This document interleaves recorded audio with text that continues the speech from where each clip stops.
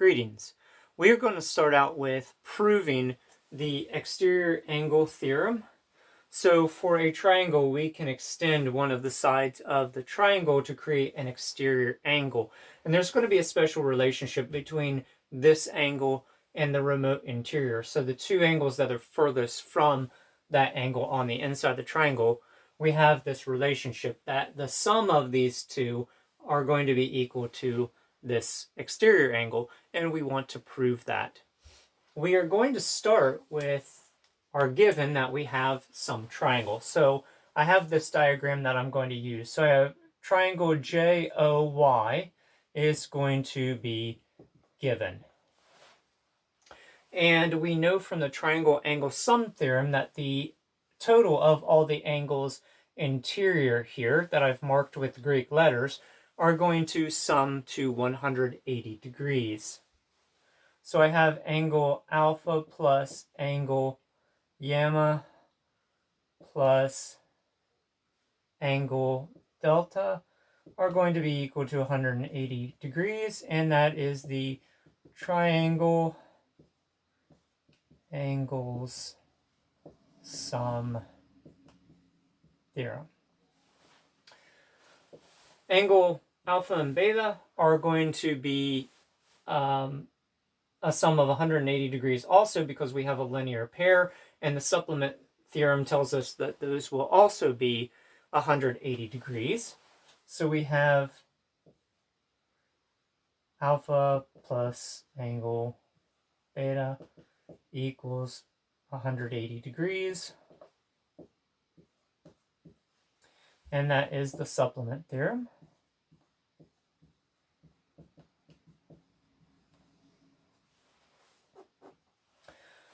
Now, since we have this sum of angles that equals 180 degrees, and this sum of angles equals 180 degrees, these angles and these angles can be set equal to each other because of the transitive property.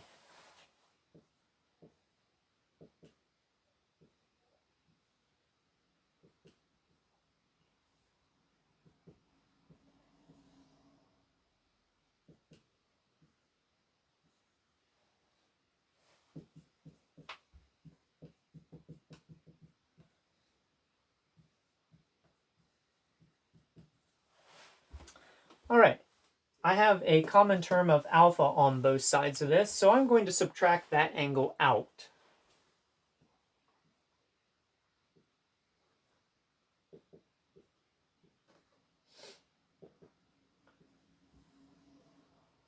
And so you could call that the subtraction property, or it's the inverse of the angle addition postulate.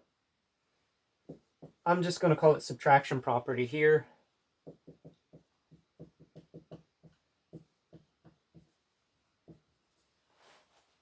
So now that I have that gamma plus delta is equal to beta. So I have this and this remote interior angle is equal to this exterior angle, which is what we intended to prove.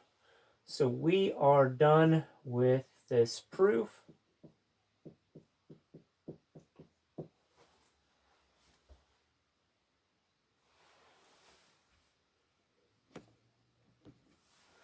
This next proof that I'm going to do is going to be a corollary of the triangle angle sum theorem. A corollary is like a theorem, but it's a baby theorem. It's the result of looking at a theorem that you've already proven and pulling out some other useful information and then creating a statement from that and then going ahead and proving that so that we know that it is true as well. So a corollary is like a smaller theorem that's based on another theorem that we just talked about. The theorem that we're referring back to is the triangle angles sum theorem, which tells us that the total of the interior angles equals 180 degrees. So this corollary we're looking at says that there can be at most one obtuse or right angle in a triangle. I would like to do a proof by contradiction for this proof. So we are going to assume a couple of things and work through it and then look for the contradiction that occurs as we work through this. So for our purposes, without loss of generality, we're just going to choose two of these and assume that, first of all, they're both obtuse. So let's say that x and y are both obtuse.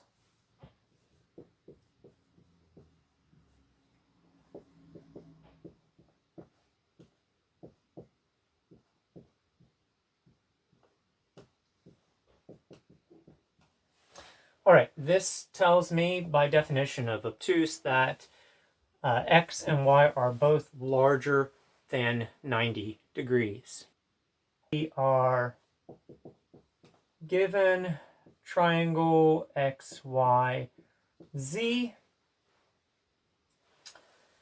and we have that angle X plus angle Y plus angle Z should equal 180 degrees, and that's by the triangle angle sum theorem.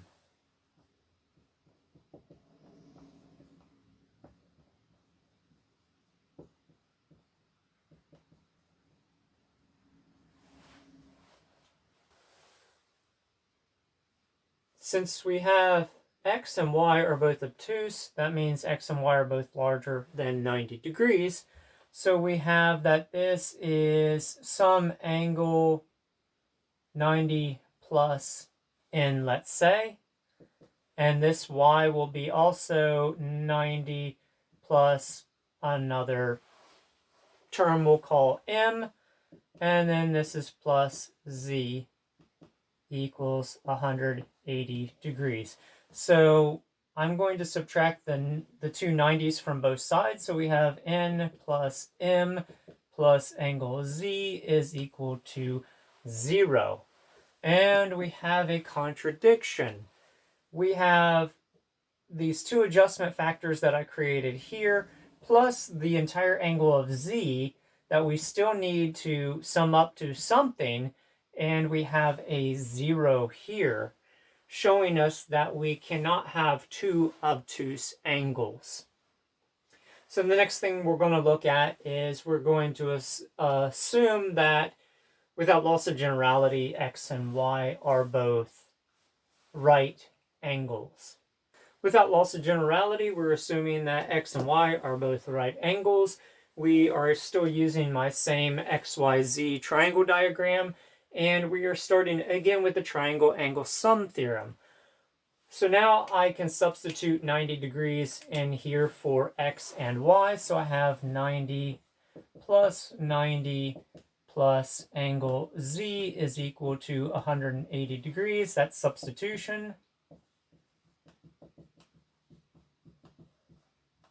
And now I can subtract 90 from both sides, and that gives me that angle z is equal to 0 degrees. Again, we have a contradiction, and so we can't have two right angles in here.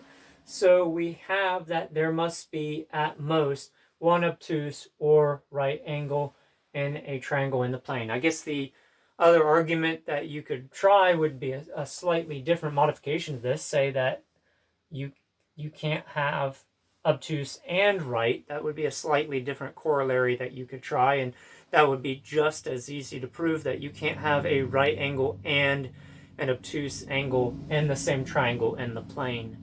Maybe you try that one on your own. Cheerful Calculations.